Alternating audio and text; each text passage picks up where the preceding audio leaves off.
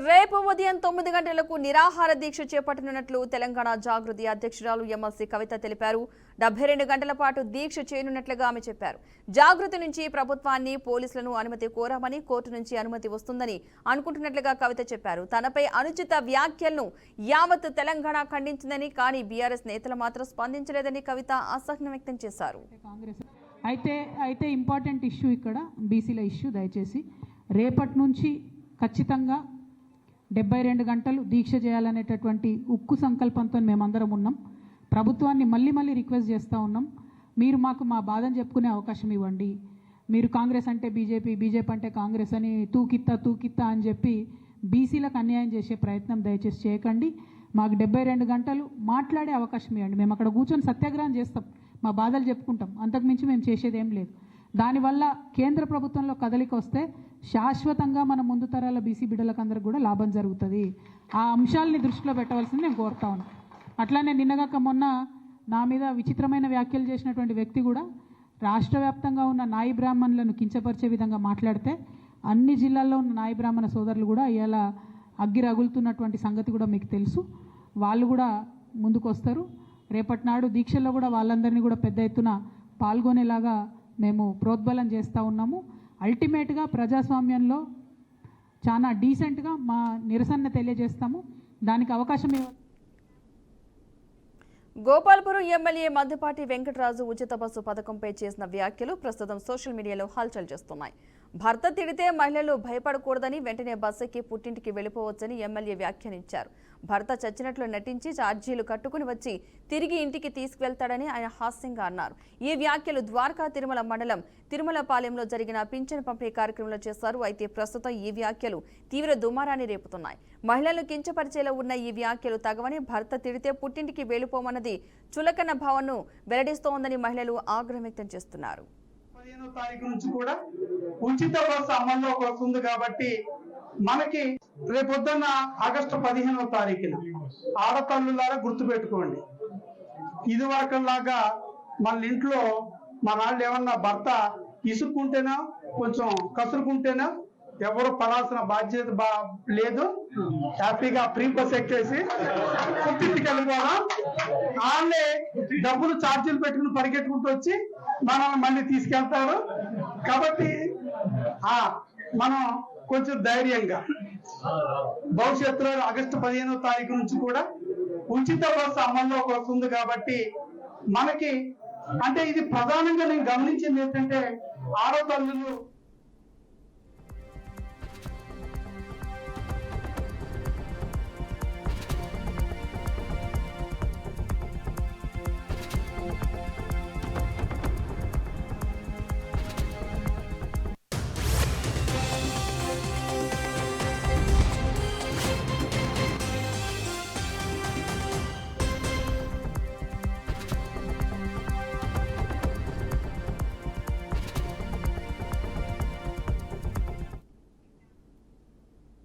ఉత్తరప్రదేశ్లోని గోండాలో ఘోర ప్రమాదం చోటు చేసుకుంది. పృథ్వీనాథ్ ఆలయానికి భక్తులను తీసుకెళ్తున్న బొలేరో వాహనం అదుపు తప్పి కాలువలో బోల్తా పడింది. ఈ ప్రమాదం పరాసరాయ్ ఆల్వాల్ డియోరా మార్గంలోని రేహారీ గ్రామం సరియు కాలువ వంతెన వద్ద అయితే చోటు చేసుకుంది. ఈ ఘటనలో 11 మంది ప్రాణాలు కోల్పోయారు. సరియు నది నుంచి మృతదేహాలను వెలికి తీసినట్లు పోలీసులు వెల్లడించారు. ప్రమాదం జరిగిన సమయంలో వాహనంలో 15 మంది యాత్రికులు ఉన్నారు. 4 వ్యక్తులను స్థానికులు కాపాడినట్లు పేర్కొన్నారు.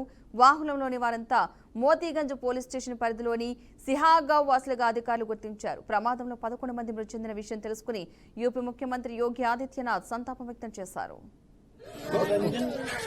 कहाँ जा रहे थे आप? दर्शन करने? तो कैसे यहाँ अंदर चले गए? पता नहीं, हम लोग बैठे थे अचानक से पता नहीं कैसे चले गए। रो ना बेटा, रो ना। गाँव कौन सा पड़ेगा बेटा? चौराहा सीहा गाँव। अभी वही कैसे निकालने वाले कहाँ जा रहे थे आप? दर्शन करने? तो कैसे यहाँ अंदर चले गए? पता नहीं, हम लोग बैठे थे अचानक से पता नहीं कैसे चले गए। रो ना बेटा, रो ना। गाँव कौन सा पड़ेगा बेटा? रंजन चौराहा सीहा गांव। अभी हुई क्या निकालने वाले हैं। నెల్లూరు జిల్లా బుచ్చిరెడ్డిపాలెం మండలం కట్టుబడిపాలెంలో విషాద ఘటన అయితే చోటు చేసుకుంది. హరిజనవాడకు చెందిన చిన్న మస్తానయ్య ఫైనాన్స్ కంపెనీ వేధింపులు భరించలేక ఉరివేసుకుని ఆత్మహత్య చేసుకున్నాడు. మస్తానయ్య ఇంట్లో ఉరివేసుకుని బలవన్మరణానికి పాల్పడ్డ ఘటన ఆలస్యంగా వెలుగులోకి వచ్చింది. తన మృతికి హోమ్ ఫైనాన్స్ సంస్థ అధికారి వేధింపులే కారణమని చెబుతూ సూసైడ్ లేఖ రాశారు. సంస్థ నుంచి తీసుకున్న లోన్కు 4 వాయిదాలు చెల్లించకపోవడంతో వారు ఇంటికి వచ్చి బెదిరించారని లేఖలో స్పష్టం చేశాడు. కుటుంబ సభ్యుల ఫిర్యాదు సమాచారం అందుకున్న బుచ్చిరెడ్డిపాలెం పోలీసులు ఘటనా స్థలానికి చేరుకుని మృతదేహాన్ని పోస్టుమార్టం నిమిత్తం ప్రభుత్వాసుపత్రికి తరలించారు. అనంతరం ఈ ఘటనపై కేసు నమోదు చేసి దర్యాప్తు ప్రారంభించారు. ఆర్థిక ఇబ్బంది వల్ల పిల్లల చదువుల కోసం ఆల్టో క్రీడో బ్యాంక్లో లోన్ తీసుకున్నాను. కానీ 2 సంవత్సరాలు కంటిన్యూగా కట్టాను. నా ఇది వల్ల నాకు కూతురికి జాబ్ లేని వల్ల 2 నెలలు ఆగింది. అంతకంటే జాస్తి ఆపలేదు.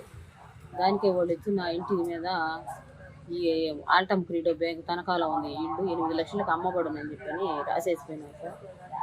కానీ ఏళ్ళబడ్డాను సార్. నేను ఎంత బతిలాడినా కానీ రిక్వెస్ట్ చేసినా కానీ వాళ్ళు అసలు కనీసం నా సాయి కూడా చూడలేదు. మా ఆయన అడిగినా కానీ తెలియదు. ఆయన చాలా సెన్సిటివ్, చాలా బాగలేనివాడు. ఆయన సెన్సిటివ్తో నడుస్తాడు. కానీ ఆయన దీనికి ఇది ఊరు కదా సార్, పల్లెటూరు వల్ల ఊళ్ళో పరుగు పోద్దని చెప్పి ఆయన చాలా ఒత్తిడికి గురయ్యి పరుగు మర్యాదగా బతికినాడు. దీనివల్ల ఏంటంటే మేము లేని ఇంట్లో ఎవరు లేని సమయంలో చెట్టుకు ఊరేసుకొని చనిపోయినాడు సార్. దీనికి బాధ్యత ఎవరు? రైట్, ఇదే అంశానికి సంబంధించిన పూర్తి సమాచారాన్ని మా ప్రతినిధి సాగర్ అందిస్తారు. సాగర్, చెప్పండి. నెల్లూరు జిల్లాలో ఒక దారుణ ఘటన అయితే చోటు చేసుకుంది. నెల్లూరు జిల్లా కోవూరు నియోజకవర్గంలోని బుచ్చిరెడ్డిపాలెం సంబంధించి బుచ్చిరెడ్డిపాలెం మండలంలోని పట్టుబడిపాలెం అనే ఒక గ్రామానికి సంబంధించి హరిజనవాడలో చిన్న మస్తానయ్య అనే ఒక 70 సంవత్సరాల వయసు కలగల వ్యక్తి హోమ్ లోన్లు అంటే తన ఇంటిని తనఖా పెట్టి ఒక హోమ్ లోన్ లో ఫైనాన్స్ తీసుకున్నాడు. ఫైనాన్స్ తీసుకుని సుమారుగా ఫైనాన్స్ తీసుకున్న తర్వాత ఫైనాన్స్ ఖచ్చితంగానే కడుతూ వస్తున్నాడు. కానీ గత 2 వాయిదాలు అంటే 2 నెలలుగా ఫైనాన్స్ కట్టడం అంతా కొంత జాప్యం జరిగింది. అంటే కొన్ని పరిస్థితులు బాగాలేనందువల్ల సో ఈ ఫైనాన్స్ కంపెనీ పేరు అల్టమ్ క్రెడో హోమ్ ఫైనాన్స్ అనే ఈ ఫైనాన్స్ సంస్థ తీసుకున్నాడు. 2 వాయిదాలు కట్టినందుకే ఈ ఫైనాన్స్ కి సంబంధించిన వ్యక్తులు గత కొద్ది రోజులుగా మస్తానయ్య ఇంటి వద్దకు వస్తున్నారు. మస్తానయ్య ఇంటి వద్దకు వచ్చి అంటే ఎటంటే అటు మాట్లాడడం, కొందరు వేధించినట్టు మాట్లాడడం, తమ పొరుగు తీస్తారని చెప్పి ఇటు మస్తానయ్య కావచ్చు మస్తానయ్య భార్య ఇద్దరు చాలా కలత చెందిన పరిస్థితి నెలకొంది. ఇదే క్రమంలో కూడా వాళ్ళు నిన్న వచ్చి ఇంటి మీద వాళ్ళ ఫైనాన్స్ పేరు రాసి ఈ ఇల్లును అమ్మకూడదని చెప్పి ఒక రాయడంతో తీవ్ర మనస్తాపానికి గురయ్యారు. ఇదొక అవమానంగా భావించారు. ఈ క్రమంలో ఆయన ఒక సూసైడ్ నోట్ రాసి ఫైనాన్స్ వేధింపులతోనే తను చనిపోతున్నట్టు మస్తానయ్య ఒక సూసైడ్ నోట్ రాసి ఉరివేసుకుని చనిపోవడం జరిగింది. సో దీంతో భార్య భార్య పేరు మంగమ్మ, ఈమె కూడా మాట్లాడుతూ తాము కేవలం 7 లక్షల రూపాయలు లోన్ తీసుకున్నామని, నెలకు 14,000 రూపాయలు చొప్పున కంటిన్యూగా కడుతున్నామని, కట్టినా కూడా గత 2 వాయిదాలు తమకు అనారోగ్యం పాలవడం, ఇంట్లో అవసరం ఉండడంతో ఫైనాన్స్ వాళ్ళకి కూడా చెప్పామని, తర్వాత కడతామన్నా కూడా తమల్ని వీధి మీదకి తీసుకొచ్చి అసహ్యంగా మాట్లాడడం, ఇంటి మీద వాళ్ళందరూ కూడా ఈ విధంగా గోడ మీద రాయడంతో అవమానంగా భావించామని, ఈ క్రమంలోనే మస్తానయ్య చెప్పిన భర్త మృతికి ఈ ఫైనాన్స్ కంపెనీ కారణమని చెప్పడంతో బుచ్చిలో కూడా దీని మీద కేసు నమోదైంది. పోలీసులు దర్యాప్తు చేపట్టారు. మొత్తం మీద ఈ వ్యవహారంతో మరోసారి ఒక రకమైన కాల్ మనీ లాంటి వ్యవహారం అయితే బయటపడింది. ఇప్పటికే నెల్లూరు జిల్లా వ్యాప్తంగా ఇటువంటి ఘటనలు చాలా జరుగుతున్నాయి. గతంలో ఉమ్మడి నెల్లూరు జిల్లా నాయుడుపేటలో కావచ్చు, ప్రస్తుతం బుచ్చిలో కావచ్చు, అనేక మంది కూడా వీళ్ళ వేధింపులు తట్టుకోలేక మరణిస్తున్న పరిస్థితులు నెలకొన్నాయి. కానీ ఏదైనా ఫైనాన్స్ సంస్థ డబ్బులు ఇచ్చినప్పుడు వాళ్ళకి సంబంధించి ముఖ్యంగా కూడా అన్ని పత్రాలన్నీ కూడా తీసుకోవడం జరుగుతుంది. పత్రాలను తీసుకొని పూచీకత్తు తీసుకొని అన్ని సంతకాలు పెట్టుకుంటూ మన ఆస్తి వాళ్ళ దగ్గర ఉన్నప్పుడు 1-2 EMIలు కట్టినందుకు మాత్రమే ఇటు వేధించడం, కొత్త కిరాయి గుండాల చేత ప్రైవేట్ ఫైనాన్స్ రికవరీ పేరుతో అసలు ఎటువంటి ఒక రౌడీయిజం లేదంటే ఇలాంటి బ్యాచ్లంతా కూడా వారి మీద ఉసిగొల్పడం.